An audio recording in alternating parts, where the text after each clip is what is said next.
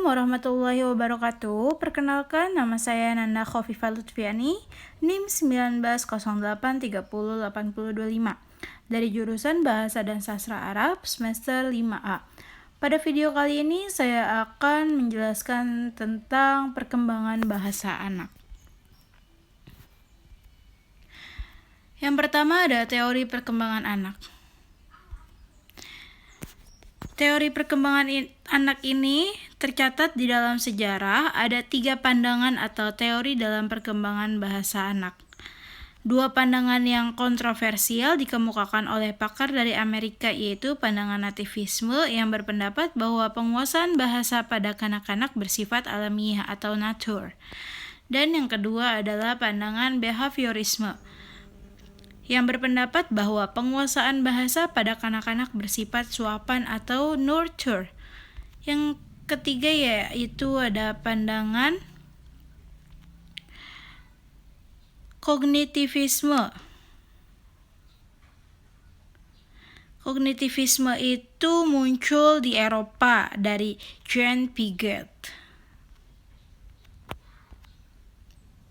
yang berpendapat bahwa penguasaan bahasa adalah kemampuan yang berasal dari pematangan kognitif, sehingga pandangannya itu disebut pandangan kognitivisme. Baik, saya akan menjelaskan satu persatu pandangannya. Yang pertama yaitu pandangan nativisme. Kaum nativis berpendapat bahwa bahasa itu terlalu kompleks dan rumit sehingga mustahil dapat dipelajari dalam jangka waktu singkat melalui metode seperti peniruan atau imitation. Chomsky melihat bahasa itu bukan hanya kompleks tetapi juga penuh dengan kesalahan dan penyimpangan kaidah pada pengucapan atau pelaksanaan bahasa atau performance. Menurut Chomsky, anak itu dilahirkan dengan dibekali alat pemerolehan bahasa atau Language Acquisition Device atau LAD. Alat ini digunakan sebagai pemberian biologis yang sudah diprogramkan untuk merinci butir-butir yang mungkin dari suatu tata bahasa. Yang kedua ada pandangan behaviorisme. Kaum behavioris menekankan bahwa proses pemerolehan bahasa pertama dikendalikan dari diri luar si anak, yaitu oleh rangsangan yang diberikan melalui lingkungan. Istilah bahasa bagi kaum behavioris dianggap kurang tepat karena istilah bahasa itu menyiratkan suatu wujud, sesuatu yang dimiliki atau digunakan, dan bukan sesuatu yang dilakukan. Menurut Skinner, tahun 1969, kaidah gramatikal atau kaidah bahasa adalah perilaku verbal yang memungkinkan seseorang dapat menjawab atau mengatakan sesuatu. Namun, kalau kemudian anak dapat berbicara, bukanlah karena penguasaan kaidah, sebab anak tidak dapat menggunakan atau mengungkapkan kaidah bahasa, melainkan dibentuk secara langsung oleh faktor di luar dirinya. Yang ketiga ada pandangan kognitivisme. Jean Piaget menyatakan bahwa bahasa itu bukanlah suatu ciri alamiah yang terpisah, melainkan salah satu di antara beberapa kemampuan yang berasal dari kematangan kognitif.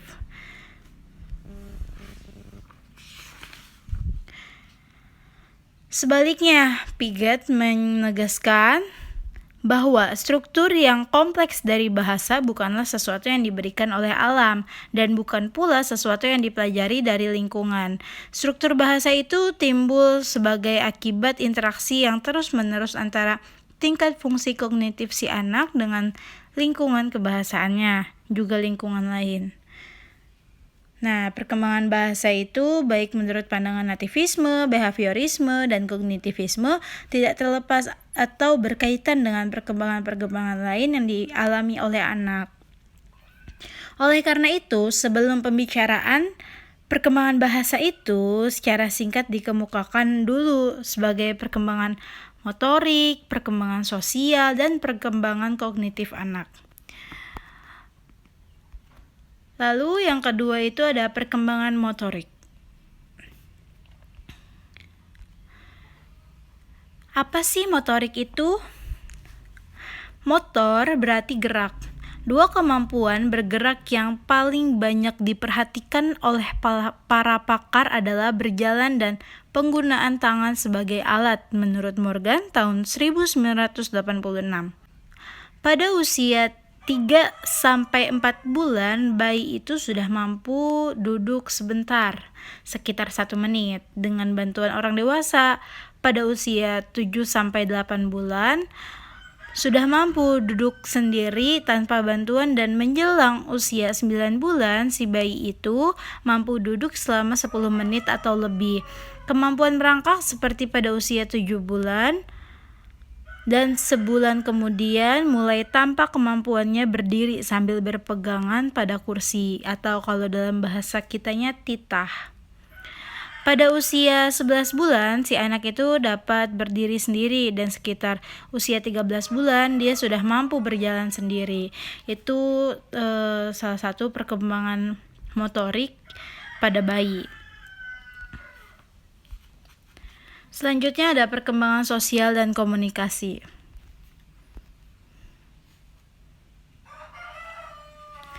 Nah, di sini tuh ada pendapat dari Purwo tahun 1989.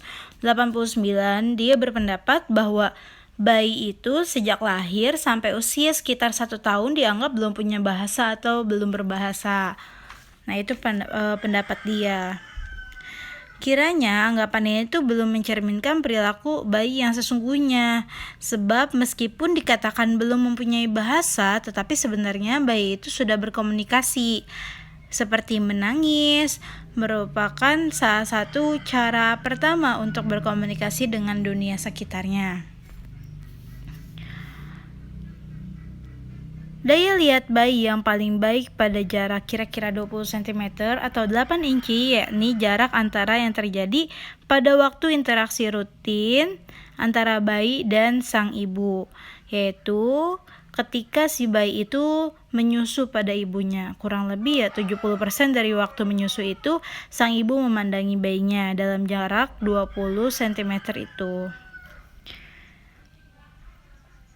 Pada usia 2 minggu, bayi juga sudah dapat membedakan wajah ibunya dari wajah orang lain.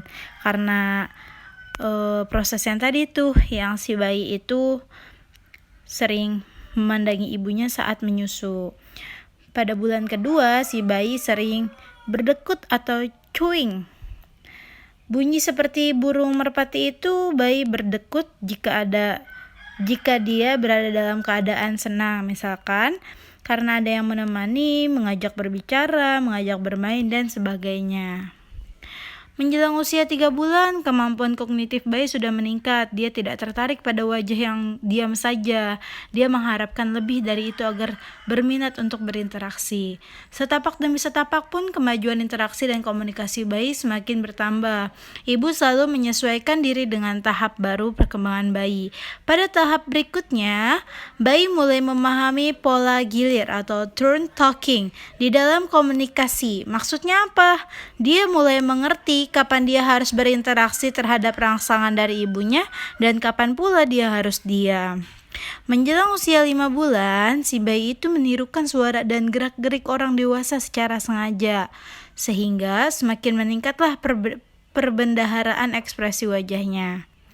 Menjelang usia 6 bulan pun bayi minat pada mainan dan benda-benda yang semakin meningkat. Yang tadinya lebih terarah pada manusia, dia akan tertarik dengan benda-benda yang akan digerak-gerakan atau yang sering berbunyi. Antara usia 7-12 bulan, si anak itu mulai memegang kendali di dalam interaksi dengan ibunya. Anak belajar menyatakan keinginan atau kehendak secara lebih jelas dan lebih efektif. Lanjutnya, pada mulanya gerakan tangan yang menyatakan keinginan itu tampak disertai suara, tetapi kemudian bertahap suara muncul menyertainya.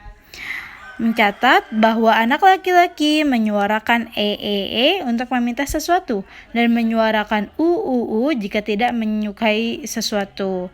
Sedangkan menurut Dore tahun 1976, Dalam Purwo tahun 1989 melaporkan telah mendengar 4 anak usia 11 bulan secara konsisten menyuarakan AAA untuk menyatakan rasa senang dan bunyi untuk menyatakan protes. Yang selanjutnya yaitu ada perkembangan kognitif.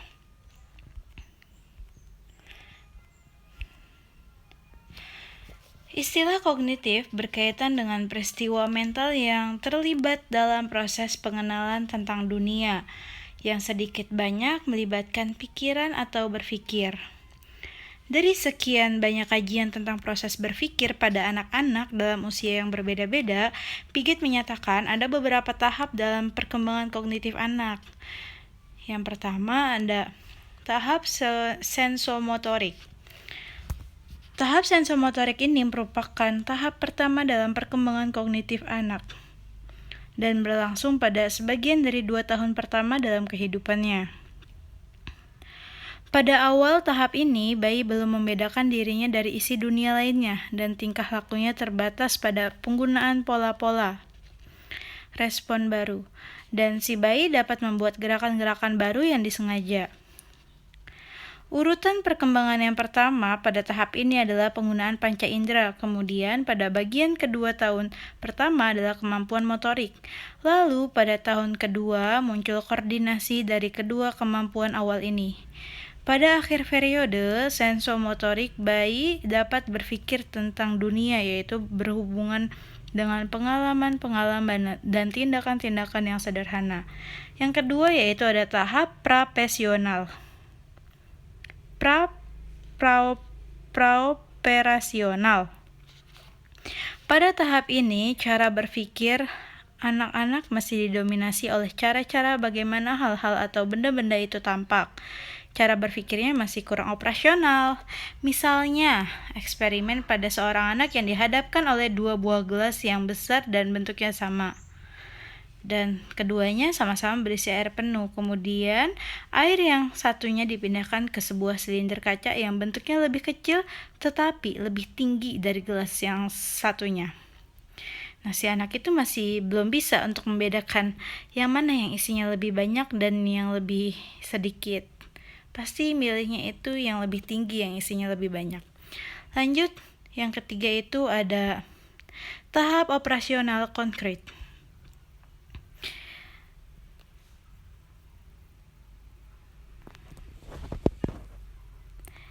Baik, selanjutnya yang ketiga ada tahap operasional konkret.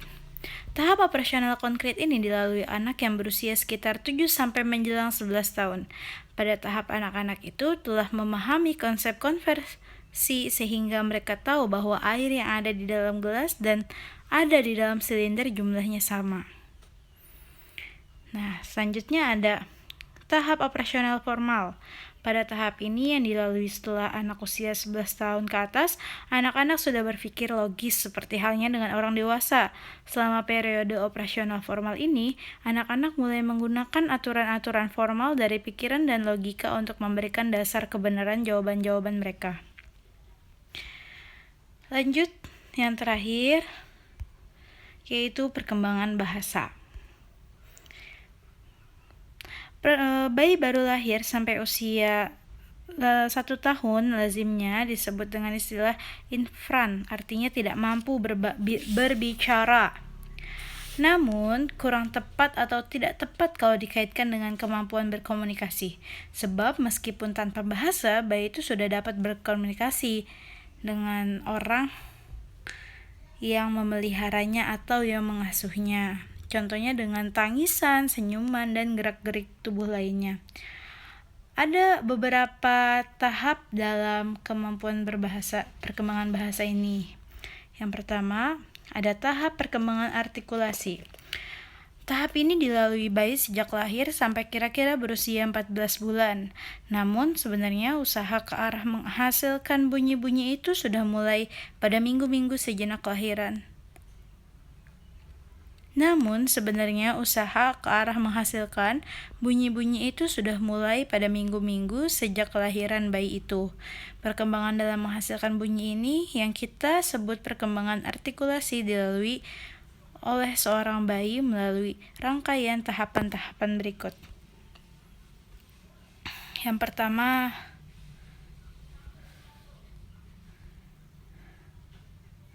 ada bunyi resonansi.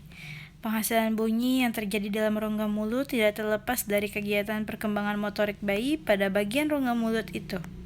Yang kedua ada bunyi berdekut. Mendekati pada usia 2 bulan, bayi telah mengembangkan kendali otot untuk mulut. Mendekati usia 2 bulan, bayi telah mengembangkan kendali otot mulut untuk memulai dan menghentikan gerakan secara mantap. Yang ketiga ada bunyi berteler. Berteler adalah mengeluarkan bunyi yang terus-menerus tanpa tujuan. Berteler ini biasanya dilakukan oleh bayi yang berusia antara 4 sampai 6 bulan. Lanjut, yaitu ada bunyi berteler ulang. Tahap ini dilalui si anak sewaktu berusia antara 6 sampai 10 bulan. Menjelang usia 6 bulan, si anak dapat memonyongkan bibir dan menariknya ke dalam tanpa menggerak-gerakan rahang. Yang terakhir ada bunyi vokabel. Bunyi vokabel adalah bunyi yang hampir menyerupai kata tetapi tidak mempunyai arti dan bukan merupakan tiruan dari orang dewasa. Lanjut, yang kedua itu ada tahap perkembangan kata dan kalimat. Kemampuan bervokabel dilanjutkan dengan kemampuan mengucapkan kata lalu mengucapkan kalimat.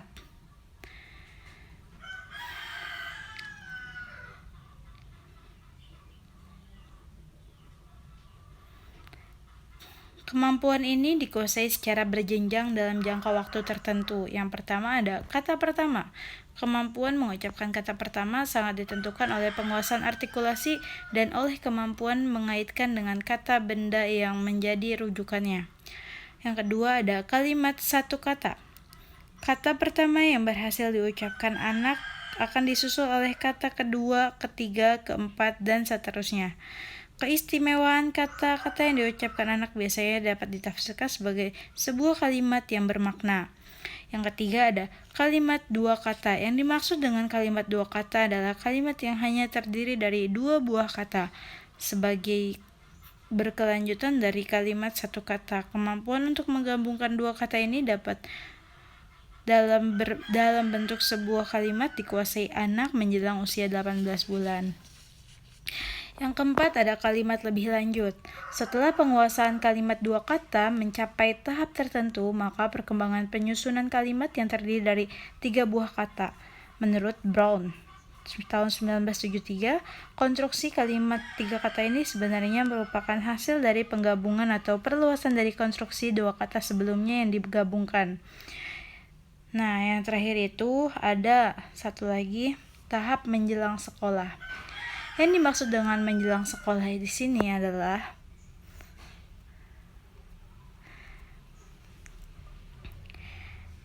menjelang anak masuk sekolah dasar, yaitu pada waktu mereka berusia antara 5 sampai 6 tahun. Pendidikan di taman kanak-kanak, apalagi kelompok belajar atau playground, belum dapat dianggap sekolah sebab sifatnya hanya menolong anak untuk siap memasuki pendidikan dasar. Cukup sekian dari saya, kurang lebihnya mohon maaf. Terima kasih sudah menyimak penjelasan yang singkat dari saya. Wabillahi taufiq wal hidayah. Wassalamualaikum warahmatullahi wabarakatuh.